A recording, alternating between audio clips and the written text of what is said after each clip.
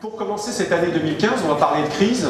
C'est formidable parce que on va se rendre compte que les crises, il y en a de plus en plus. Et donc peut-être pour vous, 2015, je ne vous le souhaite pas, mais la probabilité que 2015 vous ayez des crises à affronter, la probabilité est très forte.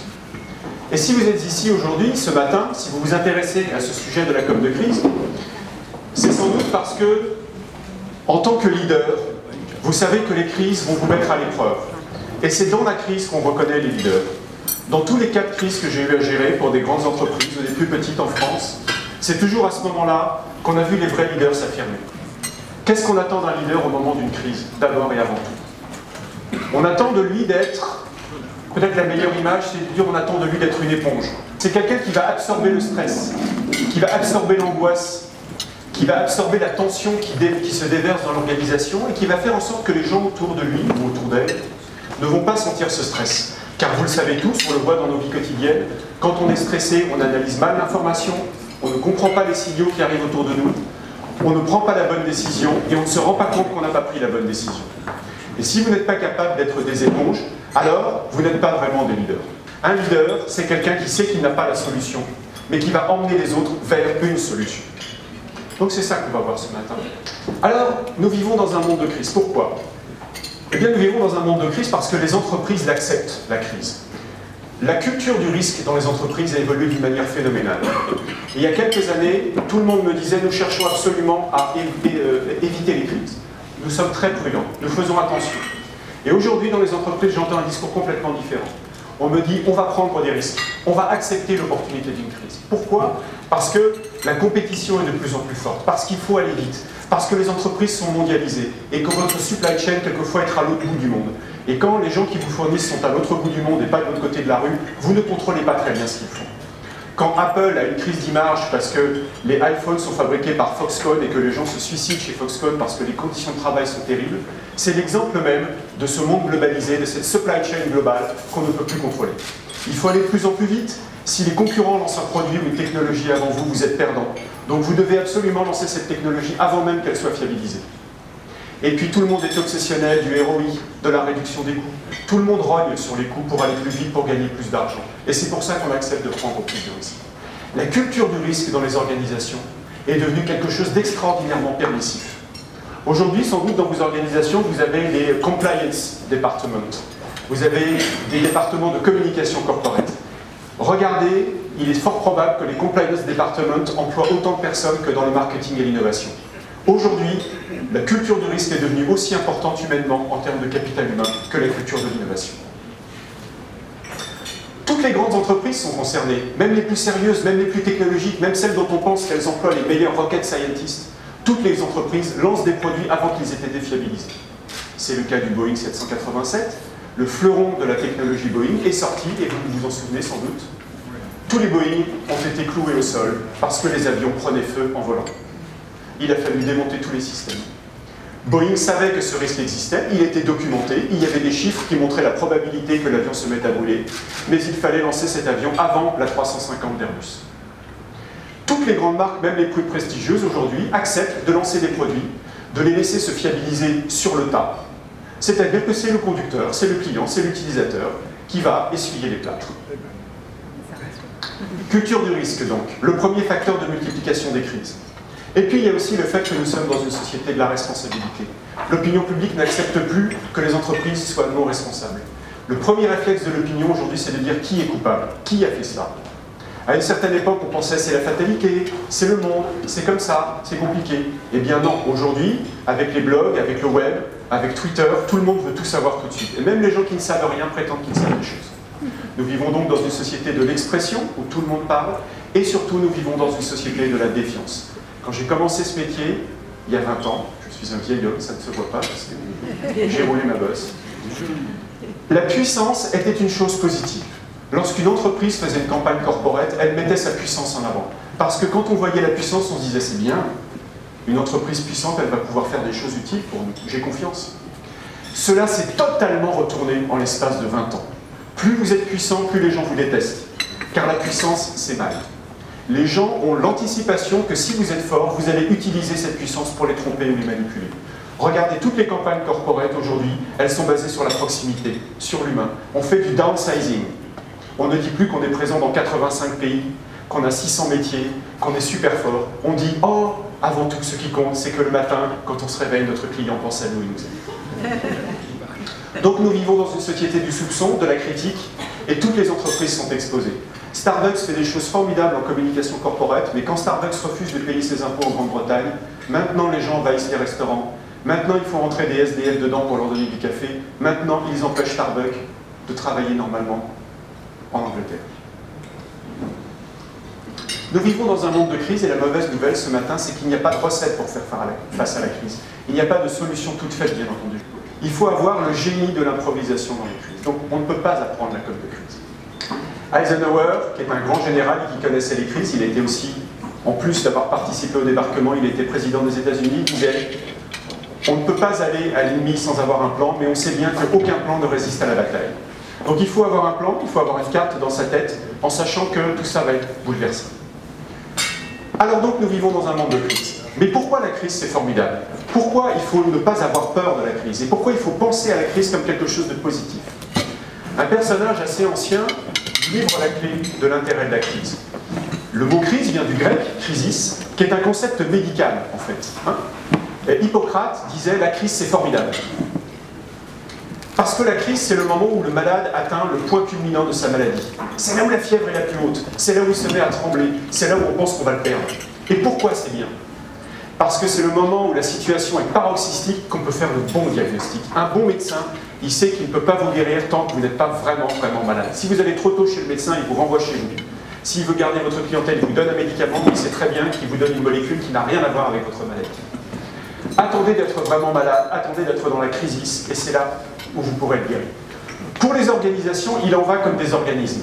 C'est au moment où l'organisation est prise dans la crise que vous pouvez, vous, en tant que leader, comprendre ce qui ne va pas dans votre entreprise et commencer à faire changer votre entreprise. C'est en cela que la crise est une opportunité. Je peux diagnostiquer et je peux conduire le changement. Vous savez, on dit souvent, il n'y a pas de coup de tonnerre dans un ciel sans nuages. Si vous avez une crise un jour, c'est que dans votre organisation, quelque chose se passe qui n'est pas bon, qui n'est pas bien. Il y a de la déviance, il y a des silos qui sont construits, il y a des gens qui ne se parlent pas, il y a des process qui ne migrent pas. Au moment de la crise, vous allez pouvoir comprendre ça. Et mieux, vous allez pouvoir lancer le changement. De quoi a-t-on besoin quand on est comme vous un leader et qu'on a besoin de faire changer son entreprise? C'est très difficile de changer son organisation. Je pense que vous êtes tous conscients que votre organisation ne fonctionne pas toujours en adéquation avec vos objectifs, que sa culture peut être décalée par rapport à ce que vous voulez qu'elle soit, que ses concurrents prennent de la vitesse par rapport à elle. Pour conduire le changement, il faut une priorité. Quand vous avez 20 priorités, vous n'avez aucune priorité. Ce qui est formidable dans la crise, c'est qu'on peut se dire « Ok les gars, maintenant on est tous dans une situation déplorable, nous allons nous fixer une seule priorité. » Et puis dans la crise, il y a quelque chose de formidable qu'on peut utiliser, qu'on n'a pas habituellement, c'est l'urgence. Tout le monde est d'accord pour changer quand l'entreprise est vraiment au 36e dessus, qu'elle est critiquée, que les journalistes sont à la porte, que les fournisseurs appellent et que les clients commencent à se poser des questions. C'est le bon moment pour dire « Dans l'entreprise, il y a une urgence pour changer. » Et puis pour réussir le changement, on a besoin d'une troisième chose, c'est le leadership. Quand une entreprise est en situation de crise, lorsqu'elle est critiquée, lorsqu'elle est mise sur le grill, lorsque les gens ne l'aiment plus, vers qui se tournent les salariés, vers qui se tournent les cadres, vers qui se tournent les managers? Ils cherchent un leader. Il ne s'agit pas dans une crise de brutaliser une organisation. Il ne s'agit pas de crier après les gens. Il s'agit d'apporter, encore une fois, cette fonction d'éponge dont je parlais. Il faut apporter du calme, du sang-froid, et il faut apporter du sens. C'est ce que les gens attendent d'un leader. Donc la crise, c'est super. C'est le new cool pour les entreprises. Si vous savez utiliser les crises, et ne vous posez pas la question « est-ce qu'un jour j'aurai une crise ?» ou « quand cette crise va arriver ?» La crise, elle va arriver. Parce que vous avez envie de gagner des marchés, parce que vous avez envie d'aller plus vite, parce que vous voulez innover. Cela va mettre votre organisation en tension. 8 crises sur 10 sont causées par l'entreprise elle-même. C'est le mauvais fonctionnement de l'entreprise qui crée les crises. Donc vous aurez des crises. Regardons 3 cas et 3 changements réussis. Je voudrais vous montrer qu'avec une crise, on peut changer l'organisation d'une entreprise, on peut changer l'image d'une entreprise et on peut changer la relation que cette entreprise a avec ses clients et ses stakeholders. Le premier cas, c'est l'aéronautique. On va parler d'un cas que vous connaissez sans doute, qui est un grand classique de la com de crise, c'est l'Airbus A380. Avant, quand on construisait un Airbus, c'était totalement fou. Une partie du fuselage était fait en Espagne, L'aile gauche était faite au Danemark, l'aile droite était faite en Grande-Bretagne. Pourquoi? Parce que Airbus, avant d'être une entreprise, c'était un système diplomatique où chaque pays devait avoir au moins une usine, avoir des employés. Et le système industriel d'Airbus était totalement irrationnel. D'ailleurs, quand Airbus a été créé, personne n'y croyait. Et la presse critiquait ce système en disant « mais ça ne peut pas fonctionner ». Mais comme dans toutes les entreprises, n'est-ce pas, on n'aime pas que les gens nous critiquent. Et on a tendance à fermer nos oreilles, on a tendance à dire « de toute façon, c'est des anglo-saxons, ils sont contre nous, ils ne nous aiment pas, alors on ne va pas trop écouter ce qu'ils nous disent ». Ou on se dit « ils ont raison, mais life goes on, il n'y a pas d'urgence, on finira bien par régler ça un jour ». Sauf qu'un jour, la crise, elle vient vous rappeler que vous n'avez pas réglé le problème. Évidemment, ce qui devait arriver est arrivé. L'A380 était un avion qui ne pouvait pas voler, car les câblages étaient trop courts, l'aile droite ne répondait pas à l'aile gauche, le système de commande pesait plus lourd que ce qu'on avait prévu, et l'avion risquait de piquer du nez. Et il a fallu stopper le programme de lancement de l'A380. Beaucoup d'années de retard, beaucoup d'argent perdu, beaucoup de confiance perdue de la part des voyageurs et des compagnies aériennes. Cette crise aurait pu tuer Airbus. Mais quelqu'un est arrivé, qui s'appelle Thomas Enders, qui a dit « Effectivement, la crise, c'est une opportunité formidable pour ce système absurde qu'est Airbus de changer. » Il a changé le système Airbus. Il a dit « Nous allons déclencher un plan d'économie de 5 milliards, exactement le surcoût causé par les dysfonctionnements de l'A380. » Donc il a remis la balance à zéro.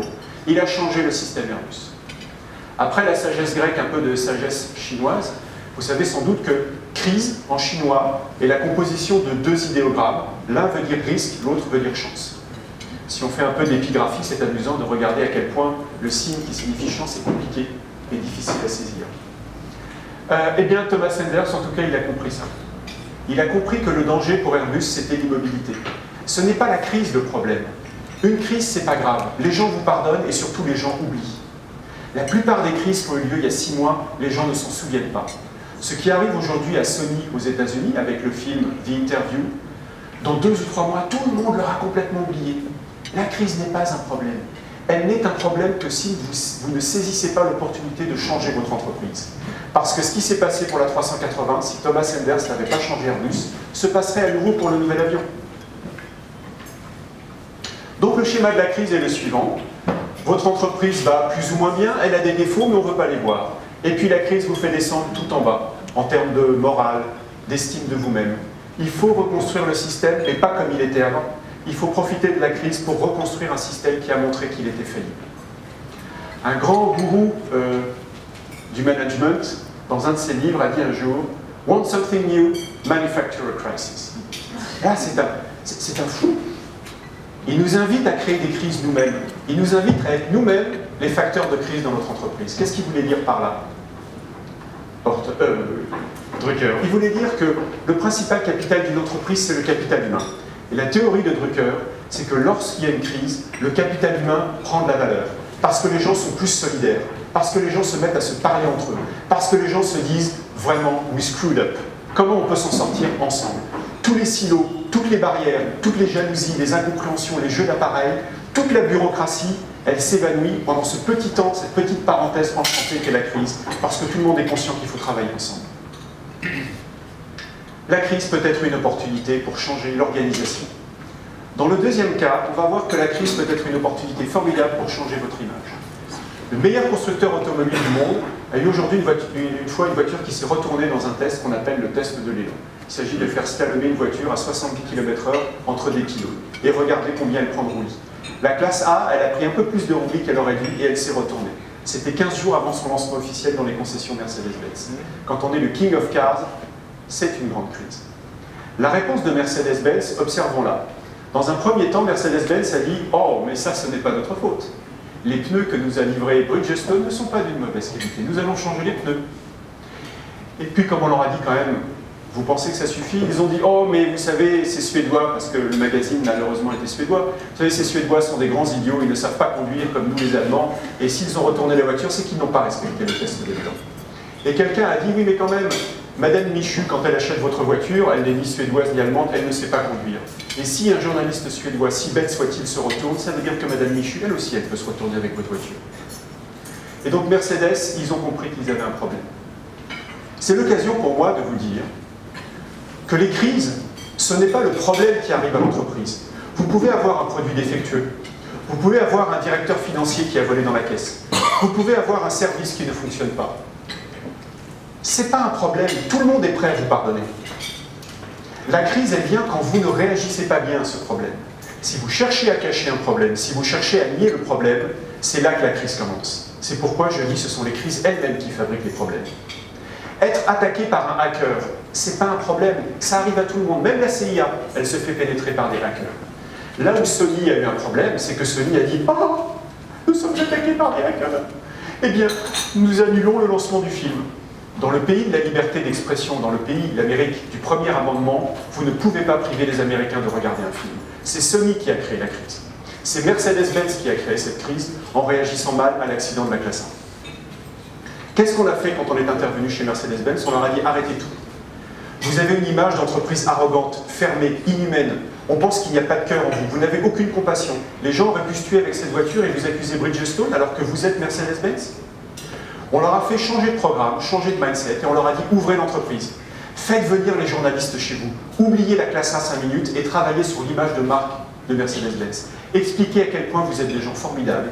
Expliquez à quel point vous travaillez tous les jours sur la qualité et sur la sécurité de vos produits. Expliquez que l'échec est toujours possible, qu'il n'y a pas de risque zéro et que l'ingénierie, ce n'est pas de la science exacte. C'est l'art de trouver des solutions avant les autres. En faisant cette ouverture, Mercedes-Benz a changé de stratégie. Je refuse la crise, il n'y a pas de problème, c'est la faute des Suédois, c'est la faute de Bridgestone. Ils sont passés à « oui, c'est dur de faire des voitures, et quelquefois on se trompe, et nous sommes désolés. Et nous voudrions vous montrer à quel point on travaille dur pour que cela ne puisse plus se reproduire à l'avenir. » En faisant ça, Mercedes-Benz a changé de focus. Et c'est là où ils ont compris que la crise pouvait être une opportunité. Au début, ils se focalisent sur l'objet de la crise, la classe A, préserver son lancement, préserver l'image de la voiture. Et puis ils comprennent que l'objet de la crise, ce n'est pas le levier. Le vrai levier, c'est la marque Mercedes-Benz. On n'achète pas des produits, on achète des marques. La marque, c'est le contrat. Il faut préserver le contrat. Mercedes-Benz a dit, ok, on oublie la classe A, on va annuler le lancement, on l'annoncera plus tard, on va parler de nous.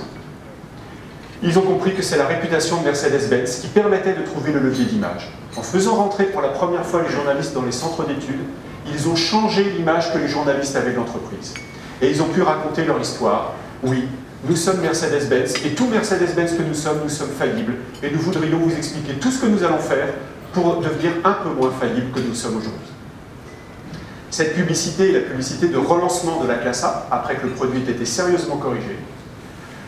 L'égérie de Mercedes-Benz, à l'époque, c'était ce tennisman dont je viens d'oublier le nom, et que vous connaissez certainement tous très bien, Boris Becker. Et Boris Becker nous dit, être fort, c'est ne pas faire d'erreur, être plus fort, c'est apprendre de ses échecs.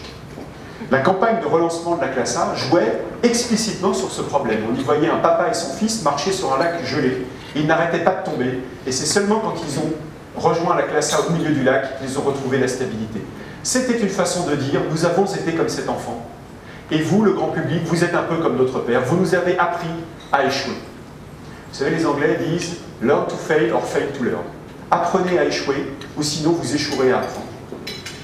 Aujourd'hui, Mercedes-Benz s'est engagé dans des programmes de sécurité et en a fait une de ses priorités. Pour dire, et ça c'est très important, nous n'oublions pas ce qui nous est arrivé. Si l'opinion publique oublie, les entreprises ne doivent pas oublier. Comment faire de la crise un levier d'image? Eh bien, il faut être honnête. La vraie, seule, grande stratégie de gestion de crise, c'est la vérité. Plus vous dites la vérité, et plus la crise va se dégonfler. Plus vous mentez, et plus vous allez énerver les gens, et plus vous allez nourrir la crise. C'est comme de remettre une bûche dans un feu. Le troisième cas de comme de crise, eh bien, c'est comment on peut changer la relation. Internet nous fait tous très peur, parce qu'avant, lorsque nous avions une crise, nous pouvions parler aux journalistes. Et si on avait un peu d'influence, on pouvait avoir le rédacteur en chef au téléphone. Et on pouvait essayer d'améliorer les choses. Aujourd'hui, il y a des blogueurs, aujourd'hui, il y a des hashtags, aujourd'hui, il y a des Twitter, et ces gens-là se mettent à parler très vite et très mal lu. 4 idées à retenir sur la com de crise avec le web. Premièrement, sur le web, les hiérarchies ont changé. La vitesse est plus importante que la vérité. Une information, même fausse, donnée très vite, aura plus de retweets qu'une information vraie donnée plus tard. C'est un vrai problème. L'hostilité domine. Les gens qui tweetent sur vous, c'est pas pour vous défendre, c'est pour vous attaquer. Ce qui est important, c'est que les gens écoutent leurs amis. Ils n'écoutent plus les entreprises. Si quelqu'un de ma communauté d'amis ou de ma communauté d'experts me dit quelque chose, je vais le croire, et si l'entreprise produit un démenti, je ne vais plus la croire. Enfin, il y a une chose qui est étonnante, c'est que sur le web, tout se passe très vite. Vous savez que la durée de vie d'un hashtag, ça monte et ça descend immédiatement. Tout le monde s'engouille pour une cause, ou pour une situation, pour une information, et ça redescend très vite. Ça veut dire que si vous ne communiquez pas très vite, au moment où vous répondez, plus personne ne vous écoute parce que vous êtes passé loin. Il faut aller vite, il faut dire la vérité, il faut faire face aux attaques, et il ne faut pas manquer le train. Ça fait mal, le web. Parce que l'information prolifère et ça heurte l'image que vous pouvez avoir auprès de vos clients, vos partenaires. Ça fait mal à l'interne, ça fait mal à tout le monde. Il faut l'accepter. Mais retenez bien encore une fois que vous n'avez pas de plus grand ennemi que vous-même. Les entreprises qui échouent sur le web, ce sont les entreprises qui ne sont pas sur le web au moment des crises. On a beaucoup reproché à Air France de ne pas avoir utilisé le web, Twitter, Facebook, au moment, vous savez, où ce volcan fou, le volcan qui a un nom imprononçable, le Eyjafjallajökull, s'est mis à projeter des cendres partout dans l'atmosphère et tous les vols étaient annulés. Et Air France n'a pas pensé qu'ils avaient un compte Twitter. Ils ont oublié qu'ils étaient sur Facebook. Et il y avait toujours le standard avec la dame au téléphone qui disait « Comment? Quel numéro de vol? Je ne sais pas si celui-ci va pouvoir décoller. » On leur a beaucoup reproché. Le principal ennemi du web, c'est quand vous n'y êtes pas actif. A l'inverse, Aéroport de Paris, lorsque le terminal E s'est effondré, était immédiatement sur le web pour donner des informations sur les failles structurelles du projet. Et ils ont fait un projet très pédagogique sur le web.